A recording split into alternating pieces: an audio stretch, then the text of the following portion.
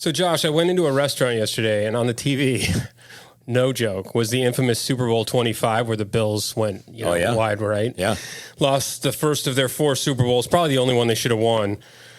But why is it that every single time I watch that game, I think there's going to be a different outcome, and each time it ends exactly the same way? It was over 33 years ago, and very much on the front nine of our life, and still unfathomable that they lost that game. But I'm over it. Sure you are. Let's head to the back nine. This is The Back Nine with Dennis Williams and Josh Mora.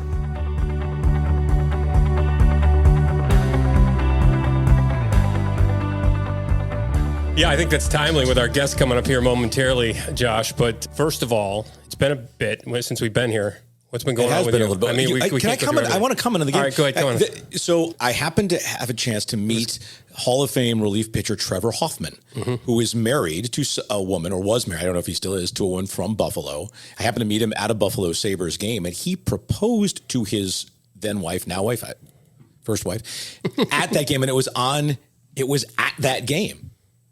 So, I mean, for her, it's both happy and sad day. Well, and for many Giants fans, it was a very really happy day. I have no idea where Trevor Hoffman falls in that. I mean, it's a crazy scenario what happened there. But things are good. Things are very, very good. Absolutely, life is good. Spent some time with my kid recently on a little getaway weekend, and things are fine. How about you? We have a lot to unravel. I went to Nashville. Yeah. I played in an epic golf tournament out in California. Yeah. I saw the Redwoods.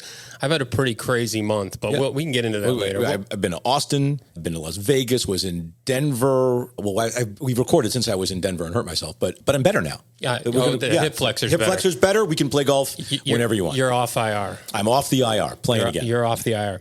Well, our guest has ties to both of us, which we always love, having somebody that we both know very well, and was a part of both of our careers on the front nine. Yes. The thing about it is he does these crazy drafts on his show. Do you remember the drafts? I do, of course. He would do like the candy bar draft, the breakfast cereal draft. I think the best condiment draft they did once. I don't know. I can't keep them all straight, but they've done some pretty clever stuff.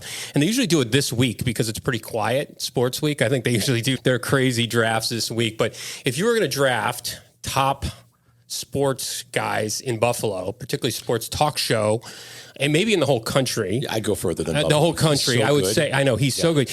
In the whole country, he'd be a top pick. Yes. And it's none other than Mike Schopp, WGR Sports Radio Afternoon Drive host. Mike, we are so thrilled to have you on our show. Josh, would you draft him number 1? We don't have to go there. He'd be in the consideration. I mean, I mean, maybe not in a strong draft, but yeah. But no, we had Dan Patrick on this Mike, season. I remember when you came in, where we first met. I don't even remember exactly where you had come from, Rochester, I think. And we had the TV sports network in Buffalo, and you came in to start the radio show, and how immediately I thought, oh, wow, this guy is different and really, really, really good. And you've been able to maintain it for a quarter century, Mike, and I'm really impressed by that. So glad to have you with us. I think my first question would be, do you still enjoy it? Yes. It's interesting how, thank you for these wonderful compliments, by the way, and it's great to see you both. How it changes. I think have a very different approach to it than I did then, and maybe for a long time. I think maybe subconsciously, I just felt like I was in a fight. Like I wanted to prove myself. I wanted to be good at it. And I didn't really always do well with coworkers or with listeners in that way, because I think I was more abrasive and I was just trying too hard to prove my points and sort of like win at it. And it's a long time ago now, but my partner, Chris the Bulldog Parker, is much more mellow than I was, or even still am. And over time, I just started to relax more and more. And now I really like how I do it. I mean, I think that I've been able to articulate myself and express myself pretty well the whole time. But I'm much happier with basically my presentation than I used to be. And I think that's just sort of getting older and having 20 years at it, feeling like maybe there's less pressure on me to impress or whatever, prove that I can do it, I guess. So I'm different at it, I think, anyway, than I used to be. You have kids. You have, I think you said 14-year-old and a 7th grader. You have a boy and a girl. Does any of that factor in on the back nine, like mellowing out because you realize the really important things in life? I mean, I think we all kind of go through that. Like, I mean, sports is what was I doing over that Bills Super Bowl? Oh my God, it's the end of the world. I'm 20, whatever I was at the time. Like, and then you get into this realization that it's fun and it's important in your life, but it's not like the end of the world, right? When you start seeing what's important. It's that perspective, but there's also a more direct professional one, I think, in that as my kids started to be old enough to communicate and maybe hear about something that I said from a teacher or a friend's parent that wasn't a fan, conceivably, I started to think about, like, what are the consequences of all this, and how they matter more in terms of my work is, like, I don't want that to ever happen to them. And some of it has to. I guess it's probably helped matters that the Bills got good, because for most of their early lives, the Sabres are still the Sabres, but the Bills were in this record playoff drought. And I mean, you really can't avoid being pretty critical right. when that's a situation. That's changed. So, like, my kids are active in sports now, and I sort of get a little tripped up sometimes if something I feel like I want to be critical of is on the table. Like, all right, well, probably don't need to go as hard as I would have 15, 20 years ago for those earlier reasons, and the kids, because the most important thing is that they not suffer any sort of problem or challenge at all from something that I said. I mean, really, I can say what I need to say differently and help to avoid that. Yeah, go ahead. Are you aware of that when you're attending your kids' games? You know, that you're Mike Schopp and people know who you are. I found that a little bit, that I didn't want to be, I wouldn't have been that parent anyway, but even at that, I purposely kept things quiet because I didn't want to think, well, the sports guys' kids are being pushed by their dad, and my kids are only semi-athletic anyway. They mostly did it to be social.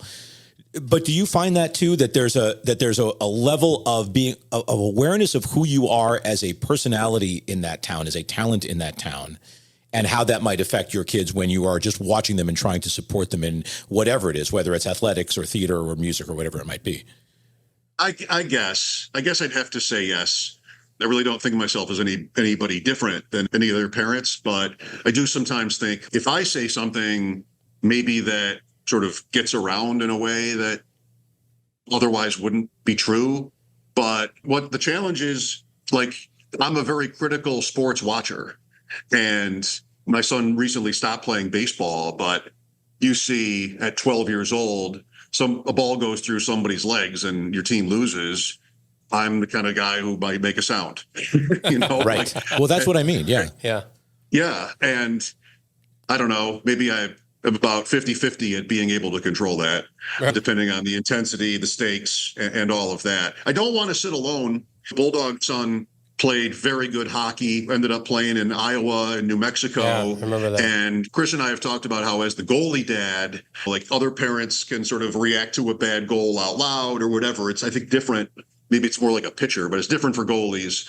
So he would sometimes, like, go sit off by himself. I like the friendships and the relationships with the other parents. We're all in something together. So I don't want to do that. But, I do have to think to control my mouth sometimes, which is probably good.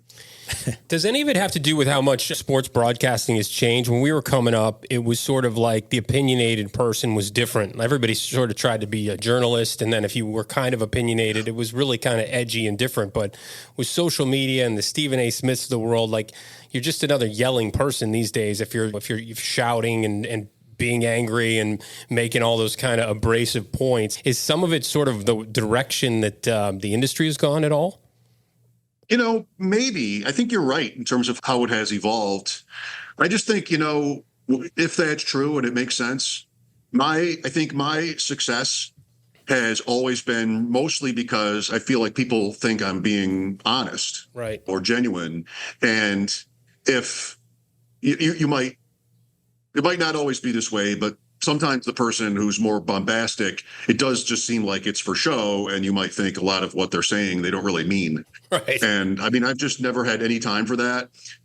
When I started, like, at NSA, I think people wanted more energy from me. I was up against Chuck Dickerson, who was the embodiment of all that, and I was sort of me, but also the opposite of him, which I think helped me, then other people would say, we got to get a little bit more out of this guy.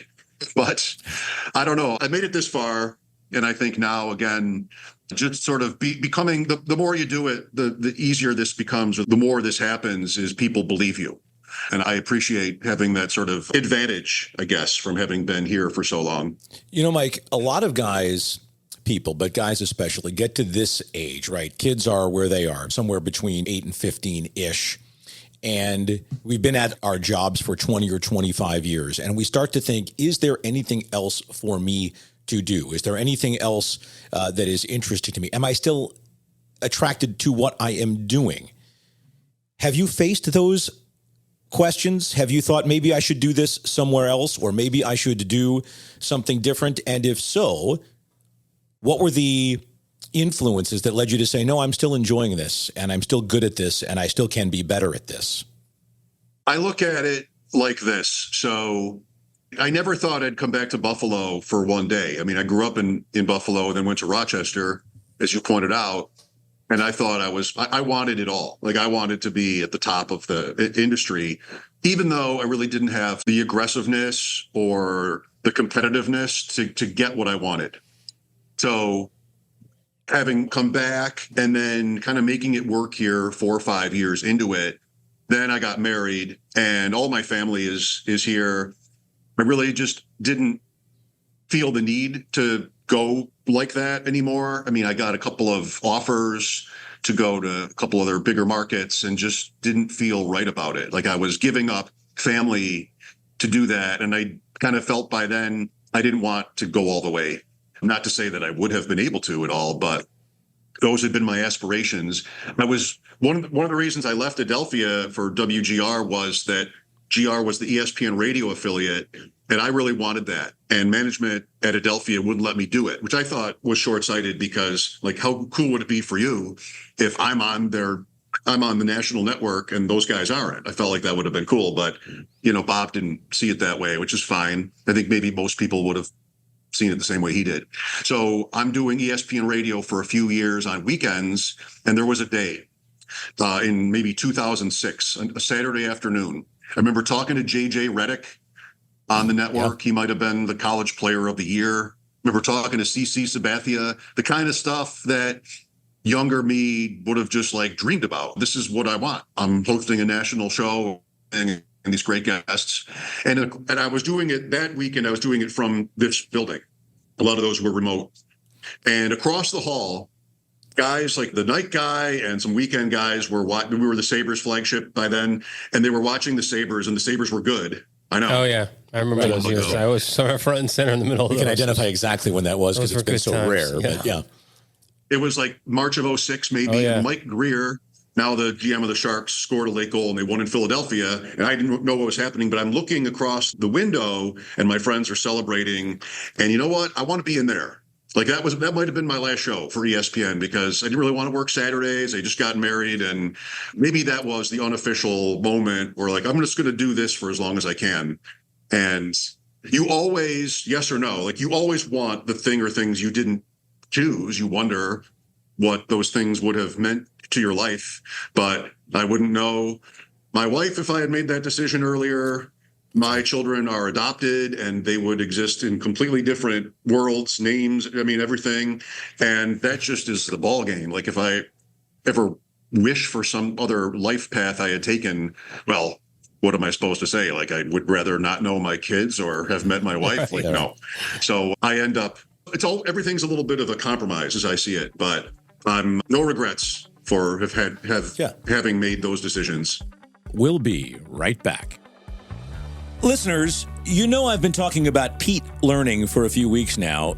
Pete is an out-of-the-box training department that helps companies of all sizes reach their company training initiatives. So picture this. Your company leaders hold all kinds of institutional knowledge, but it takes time for them to create and manage the training that it takes to share that knowledge and other company objectives with their employees. And that's time away from what those leaders do best. That is where Pete comes in. Pete uses artificial intelligence, AI, to create robust, threaded training curriculum quickly and inexpensively. Put simply, Pete is an indispensable partner for any growing company. It is win-win at every level. So visit Pete Learning at Pete.com. That is PETE.com.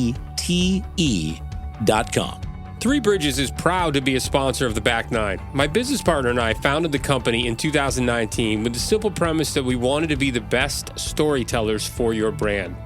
Let's be real here. We say bring your brand to life because if you don't have video, your brand is either dead or dying. We recently completed a project with a huge resort out in Colorado Springs called Garden of the Gods. We produced multiple videos that I am personally very proud of, and more importantly, they are thrilled with them. If you want to see our work, check out 3 Bridges Consulting on our YouTube page. That's the number 3 Bridges Consulting on YouTube, and see how we can breathe life into your brand. All right, back to the show. Well, that's powerful because, I can tell you, I think Josh and I have the same story. I was 2008 and everybody was like, are you getting back into the business? I was like, no, I don't want 14-hour Sundays covering the Bills game. And I can remember the second that I got done on the air, I know I did some fill-in radio work with you guys, but mostly off, I had season tickets to the Sabres right away in 2009. And I loved it, man. I couldn't wait to be a fan and sit up in the stands. It is a different experience. And that's the beauty of what you guys do get to do. As a 3 to 7 host, it's full time to study and do all the prep work, but the hours are good, right? You're not grinding until midnight, right? On the 11 o'clock news and those kinds of things. So working second shift and Sundays. So I totally get what you're talking about, Mike, there. It's crazy. Yeah. It's interesting. I like it when big sports are on in the morning because that's better for me, which the Paris Olympics, your British Open, the Euros and the Olympics and all that. I like when that gets to happen because that's when I'm free. But no complaints about the lifestyle or anything like that for us. Mike, we know Buffalo and we know like sports towns that live and die on their sports teams. It's not really the same as much sort of in Florida and some of the other places that I've lived. But, I lived in the Boston area. I lived in Buffalo. And these places where they live and die with their sports teams, are you able to, especially in the back nine of your life, able to compartmentalize like the agony of the Sabres, which is agony, right? If you're a fan, it's just awful, right? And even to some extent, the agony of the Bills, who are really good right now, but not getting over the Patrick Mahomes hump, right? National story that they need to get there to prove it. So are you able to compartmentalize it and not take that with you home now after many years? Oh, I think so. Yeah. I'd have to admit that the wins and the losses aren't what they were to me way back then. You mentioned Super Bowl 25. I probably cried when it was my love for those teams was more important to my getting into this than anything else. Like I wanted to be around it, and I still feel like I am, and I like it. But, now I'm double the age of the players. Like I don't relate to Josh Allen, really. Right. Buffalo has never arguably had a player it's loved more than Allen, but I'm twice his age, right? So different than in 2002 or like the Hasek Sabres where they're older than I am or about the same age. So that's not really what you asked, but it just sort of contributes to, I think maybe this is not everybody, but a lot of us get a little bit more casual about rooting for the teams as you get older. Buffalo being so, just on fire for their sports teams is another great advantage for us working in the market where it isn't more casual than that. But no, I don't get upset when they lose. I'm more interested in like the storylines, and also just what is the same for me personally is I don't really have any time for it personally if they're not in contention to win.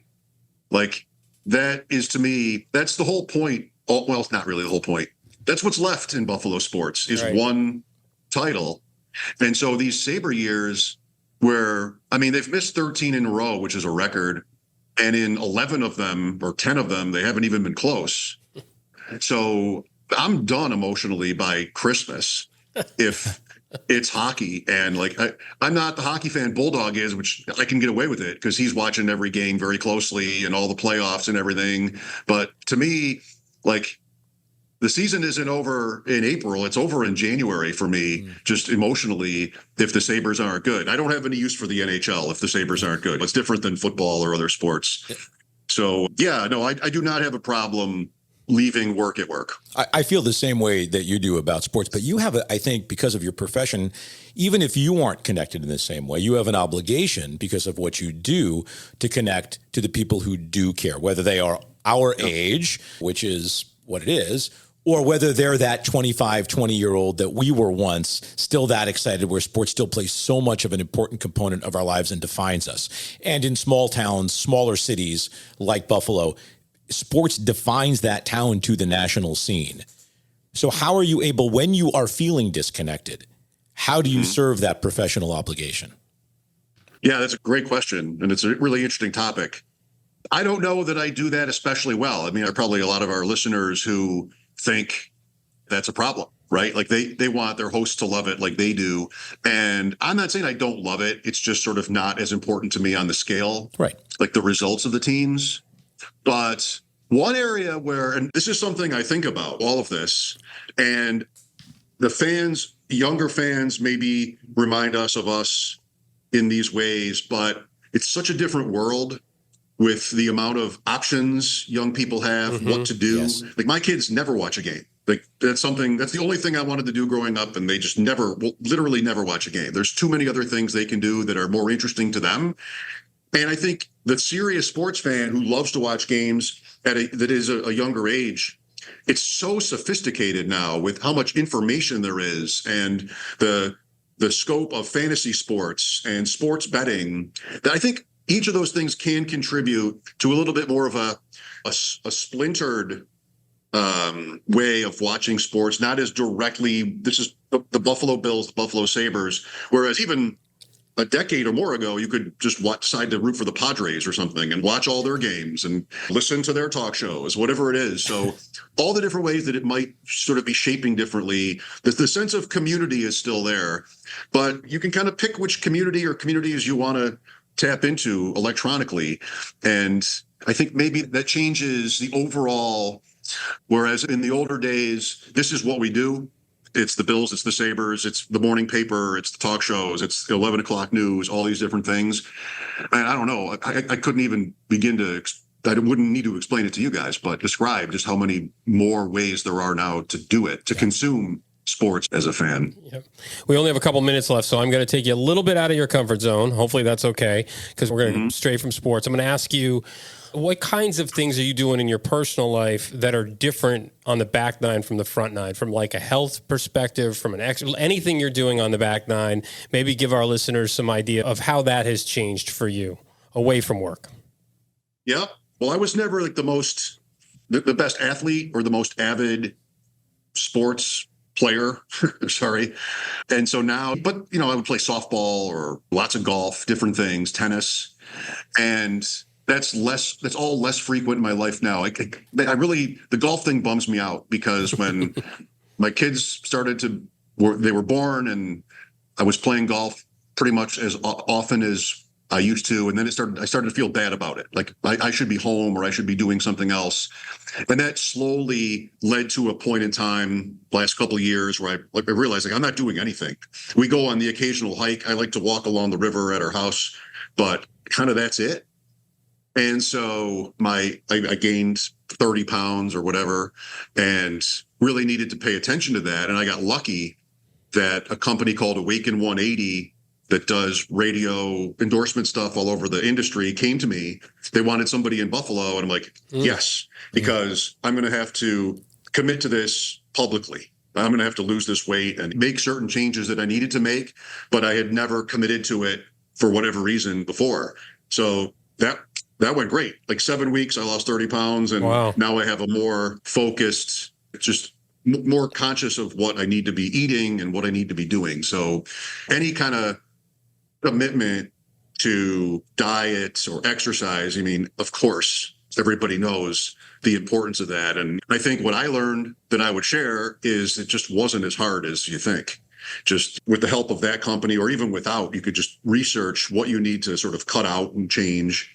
And so my physical activity mostly just consists of, if driving kids to sports does not count as active. Lower on the list. Yeah. No, but just, get your steps and touch some grass, breathe the air. I feel like that can be enough to make you feel good.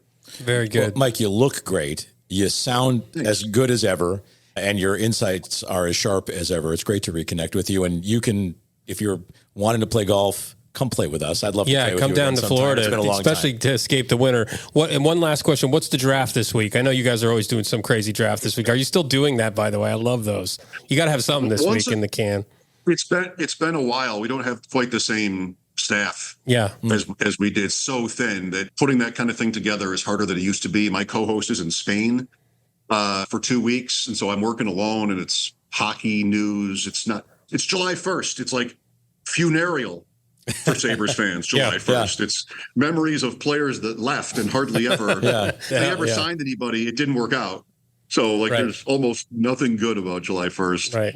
And I got to go in there and try to put a smiley face on it or something. Bobby Bonilla Day. And Canada Day, of course. Day. No like fruit draft or anything, although we still joke about that stuff. But just hundreds of times more involved in fantasy football than I ever was. And so we do lots of fantasy drafts here and there on Fridays in the summer. I host a podcast on fantasy football Tuesday nights called The Deep End, and we're drafting some high stakes stuff there. I go to Vegas every year for drafts right before week 1. Cool. So that's way more of my personal, especially even sports wise too, but just in general, that's where a lot of my time and energy goes to try to win at that.